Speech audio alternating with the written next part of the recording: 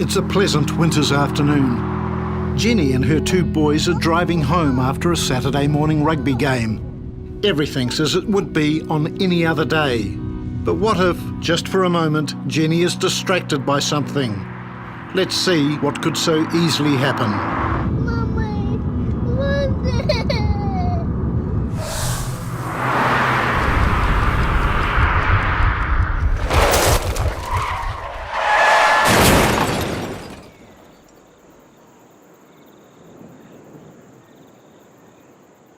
2-year-old Toby in the back seat is badly shaken, but he is unhurt. His 13-year-old brother Jack is not so lucky. The impact of the crash has shattered his fourth vertebrae, leaving him paralysed. Worse still, the boy's mum, Jenny, has severe injuries. The isolated location of the crash means that she'll die before paramedics can reach her. How do you explain this tragedy to Jenny's family? Who's responsible for the misery unleashed by this brief, violent episode? Was it really her fault? Given what's happened, pointing the finger seems both a waste of time and grotesque. Surely there's a better way to understand this and, more importantly, to stop it happening again. Everyone makes mistakes every day. That's part of being human. But on the road, those mistakes can so easily turn to tragedy. It's so easy for a very small mistake to lead to death or serious injury. In the late 90s, a group of Scandinavian researchers decided to look closely at how death and serious injury occur on the roads. They found that most crashes were not the result of extreme behaviour, but of ordinary people making ordinary mistakes. So they proposed a fundamentally different approach.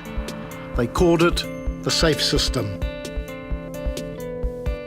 The neat thing about the SAFE system is it shows us that people don't have to die on the roads. Crashes will still happen because people make mistakes. But what we try to do is make those crashes survivable so that if a person crashes, they can walk away rather than be carried away. So we sometimes say we don't mind if the panel beaters stay in business, but we're trying to do the undertakers and the ICU wards out of business in terms of road trauma. Road trauma costs this country over $3 billion a year. It's an absolutely horrific amount of money that could be put to such better use. Well, no one wants to be a bad driver, but we all make mistakes from time to time. And in the case of driving a car, even a single mistake can lead to serious injury or loss of life. Humans are vulnerable. We're fragile creatures. We're capable of a lot. We're great drivers most of the time. But when we get it wrong, we simply are not going to be able to withstand the forces of a 100-kilometer-an-hour crash. We were designed, we evolved to withstand forces more like falling out of a tree or running into a rock at top speed, but not being in a half a ton or a ton of metal going along at 27 meters per second. For the first time, the SAFE system approach really treats the whole thing as a system rather than saying, I work in the area of education, or I work in the area of enforcement, or I work in the area of engineering, and it's someone else's problem. The SAFE system approach challenges all to work together, to work on the same problems at the same time. Road safety is everyone's responsibility.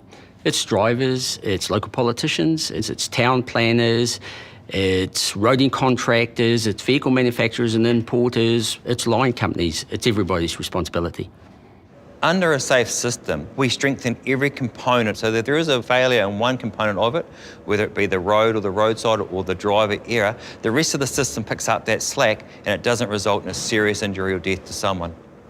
Blaming road users for serious crashes has become second nature, but the truth is that even if all of us obeyed all the rules all the time, we'd still only halve the problem, and that's still far too many people dying unnecessarily.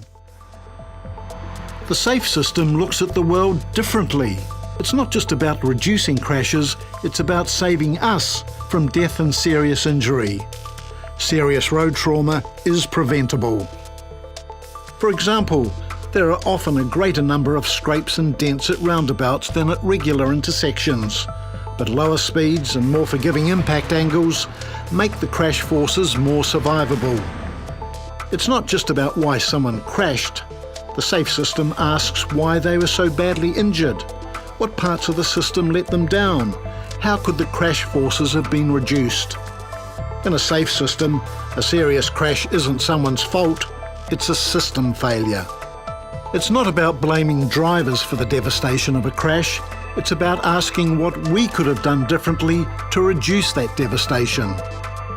What components can we improve to make the system more forgiving so that mistakes don't cost lives or limbs? It's not just about being reactive, it's about being proactive and asking how we can reduce risk. There are 4 areas the safe system focuses on road users, on our roads and roadsides, on our vehicles, and on the speeds we drive at. The safe system approach is about people. It takes what we know about how people think and how they behave and puts it at the center of how we design and operate our road transport system. When we drive a car, particularly on familiar roads, we can pretty much do it on autopilot. We can do it without paying close attention to the task. And that's natural and it's normal with anything we practice a lot. But we still have to be ready to assume control, to pay full attention when something unusual happens in the traffic or in the road environment. We road users are merely human. We drop the ball on a regular basis and we're made of complex, fragile bits that break easily. We can be stressed or tired. We can be affected by drugs or alcohol. And we have different levels of experience that make us anything from unfamiliar with the road to over-familiar. Sometimes drivers make errors simply because they've made the wrong decision and they don't know any better. They're new at driving or they're a learner driver. Sometimes we make mistakes because we're not paying full attention to the task or we're distracted. And sometimes we make mistakes because we've broken the rules. We've decided to overtake or drive too fast because we think we're a good driver. With all that human frailty to account for, we still have a roading system designed more for cars than for people. The safe system changes that. Let's return to Jenny and her children now and take a look at what went wrong. Was her moment of inattention the sole cause of this tragedy? Let's see how a safe system would interpret it.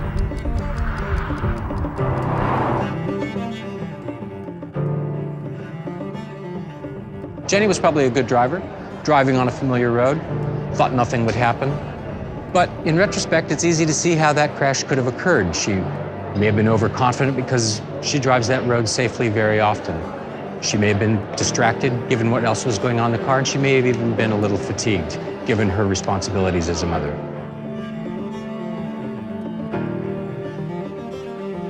The road Jenny was travelling on is typical of a lot of New Zealand's roading network.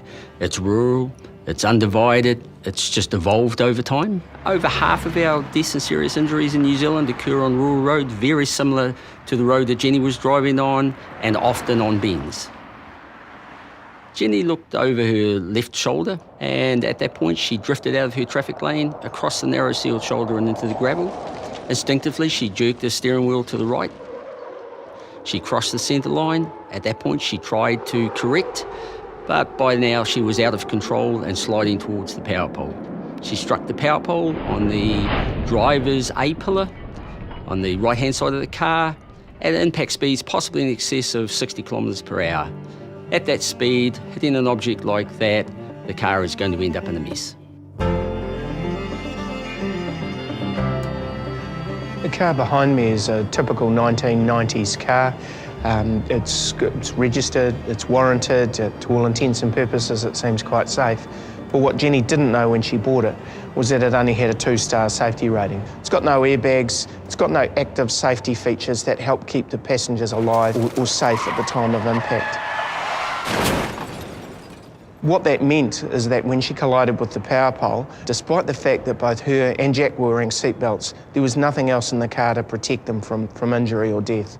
Really, the only safety feature in the car that was working was little Toby's car seat, and that helped keep him alive.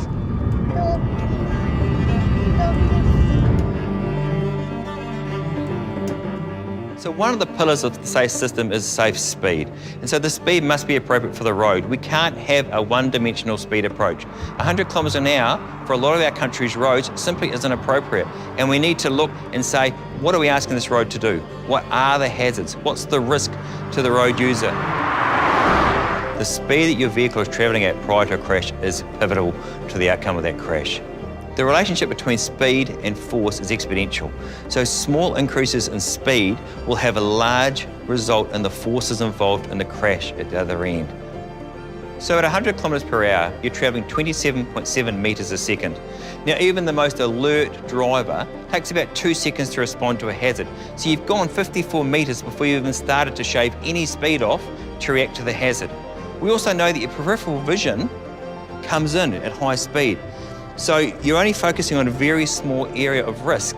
So not only can you not see the risks coming, you're travelling at high speed and taking a long time to react to them. Jenny was travelling on a road legally signposted at 100 kilometres an hour, giving her the impression that 100 kilometres an hour was fine. But legal isn't always the same as safe.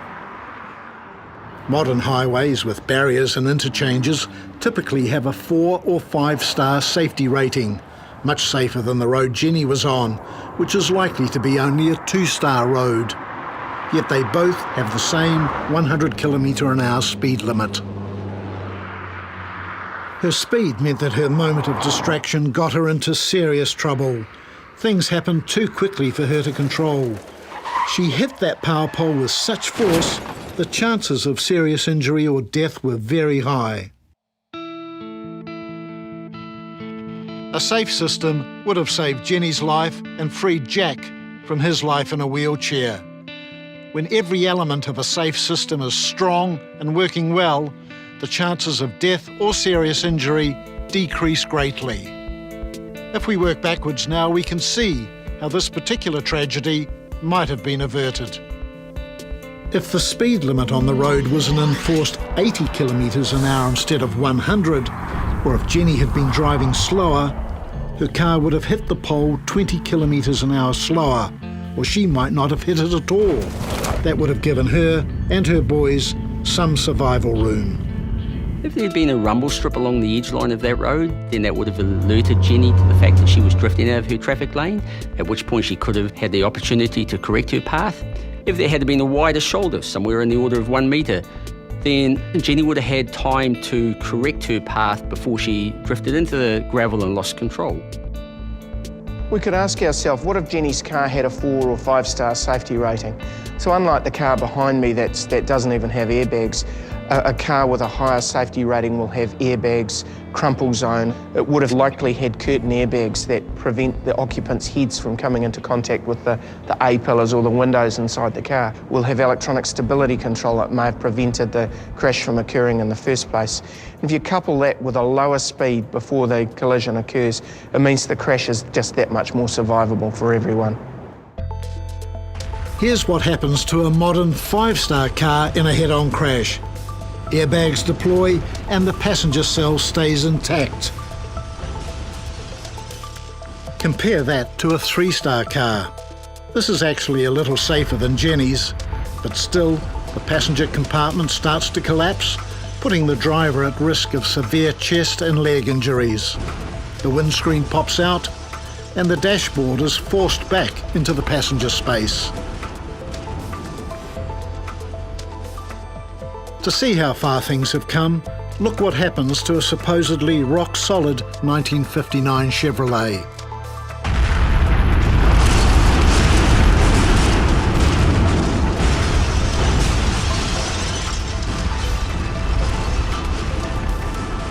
And how its modern counterpart fares in the same crash.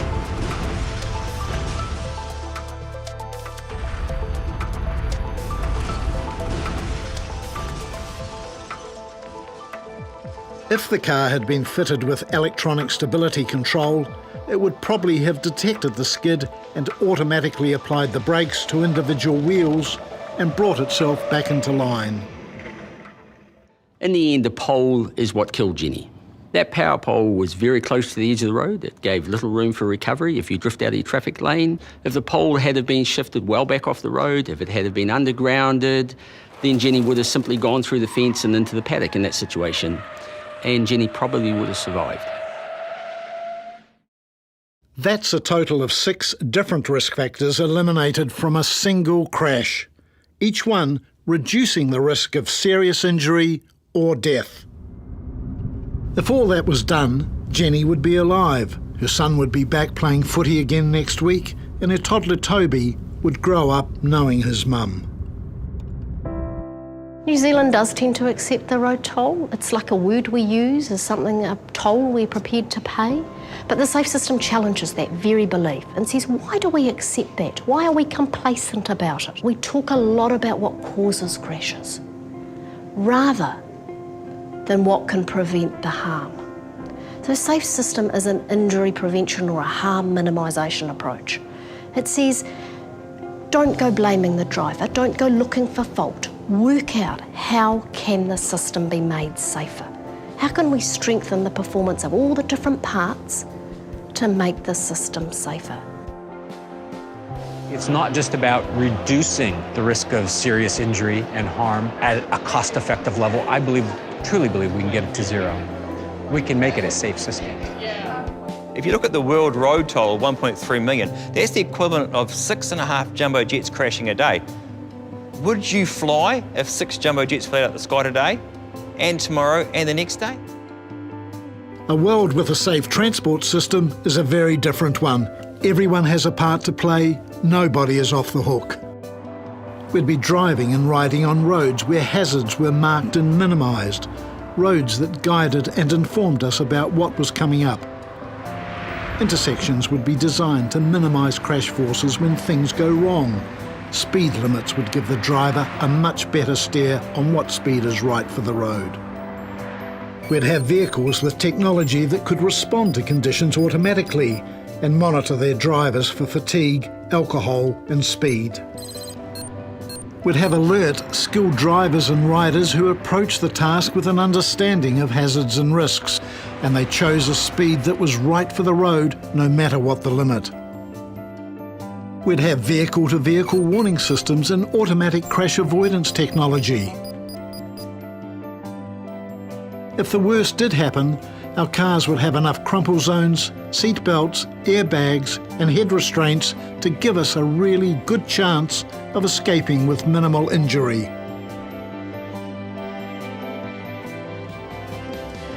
A safe system allows for the human factors in our roading system, realising we all make mistakes and accepting that our bodies have a very limited ability to withstand force. It asks how roads and roadsides can be made more forgiving of human error. It looks at how our vehicles can save lives and reduce harm.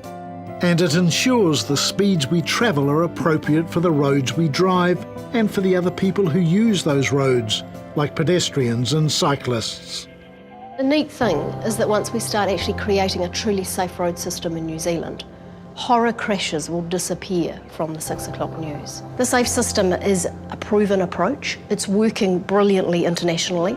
Basically, the world is divided into 2 types of countries, those countries that are following this approach and those that aren't.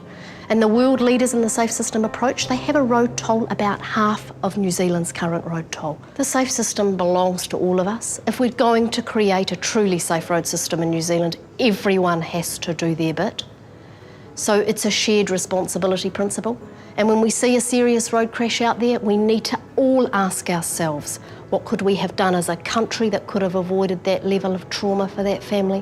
What could we have done as individuals and as professionals who all share responsibility for safety?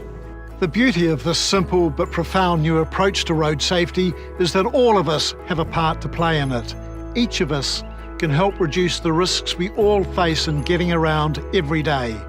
If we can do that, then we can look forward to a future where we make safer journeys as part of a truly safe system.